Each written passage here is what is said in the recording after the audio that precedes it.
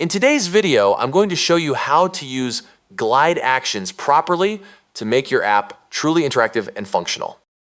If you find this helpful, be sure to like and subscribe, and let's get right into it.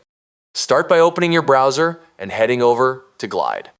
Click Login, then open the app you want to edit. Once you're inside, navigate to the specific screen where you want to add an action. Actions are what allow users to interact with your app by performing tasks like updating data, opening new screens, submitting forms, or triggering background workflows. So getting them right is key to a smooth user experience. Next, either select an existing component on your screen or click Add Component in the left sidebar. You can choose from components like a button, image, rich text, collection, hint, or container. Once you've chosen the component you want to make interactive, click on it to select it, and then look over to the right sidebar. Scroll down until you see the Action section, and click the Action drop-down menu to review what's available. Common glide actions include Show Details screen, Show Edit screen, Show Form screen, Navigate to Tab, Navigate to Screen, Add Row, Delete Row, Set Column Values, Open Link, Call Phone Number, Send Email, Show Notification, and Copy to Clipboard.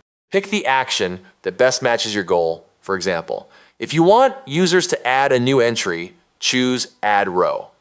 If you want them to open a detail view, go with Show Details screen. After you've selected your action, preview it by clicking the component to test the behavior. Make sure the action performs exactly what you expect.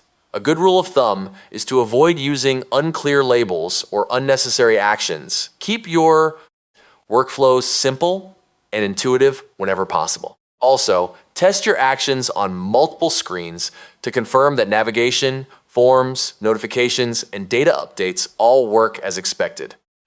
Once you've verified everything, make any final adjustments and review all action settings one last time. When everything looks good, click Publish in the top right corner. Finally, open the published app and perform one last test to make sure everything runs smoothly. Your Glide app now uses actions effectively to automate tasks, streamline workflows, and create a smoother experience for your users. Thanks for watching. If you found this Glide tutorial helpful, please like, subscribe, and turn on notifications for more step-by-step app building guides. See you in the next video.